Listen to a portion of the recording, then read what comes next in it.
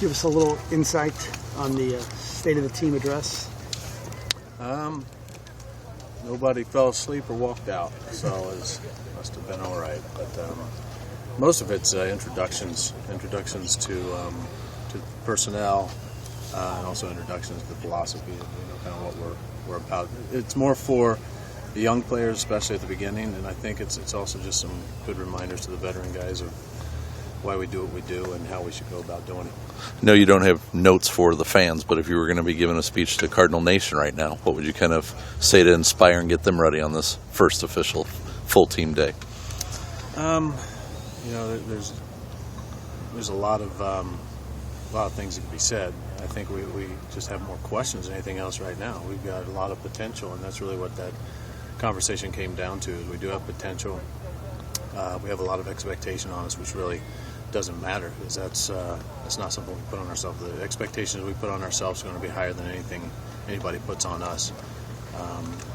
But the way that we go about playing the game and how we focus coming together as a team are going to be our two main focuses. As we've got enough talent that if we can pull those things together, the winning is going to be a natural byproduct. We just go about trying to maximize what we have every day, and we've got the kind of guys that go about their work the right way, just to make sure that we don't let anything slip through the cracks. Mike, a topic that's come up often in these sessions that we have here this morning is the notion of competition.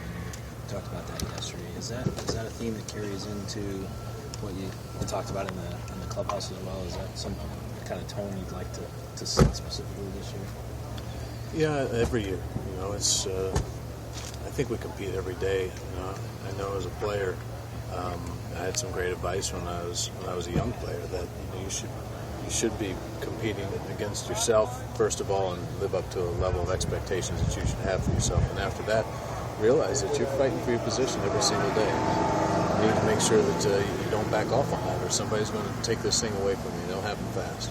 And I think it's just a real good reminder that what we do is we compete, yes, against an opponent, but once again, I think if we control the things that we can control, we focus on the things that we can handle, and that's how we go about our business and how we think, how we prepare. The rest of the stuff takes care of itself. How important for you, coming out of a team that has twice gone to the NLCS, last year went to the World Series, to kind of maybe inject some challenge, some competition, some kind of guard against complacency with additions to the roster? I think it's exactly like I said before.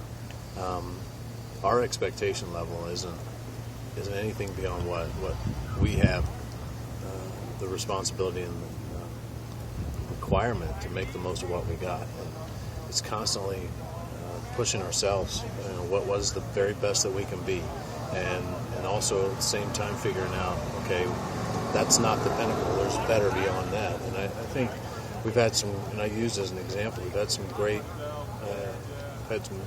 replies from some of the guys inside. You start talking about the kind of year that Yachty had. You kind of talk about the kind of year that Carp had, and I'm listening to their responses when they're asked about that, if you can repeat it. And they're like, the response is, he's not repeating it. I want to be better. And that's really, that's the mindset that we need to have as a club. That's the mindset we need to have individually. That, yeah, we appreciate the fact that we accomplished some things last year and we were good. But that's not the max. I mean, there's more. We got to keep pushing and figuring out how to get better and demand that from ourselves. I think it's an individual goal and it's a team goal.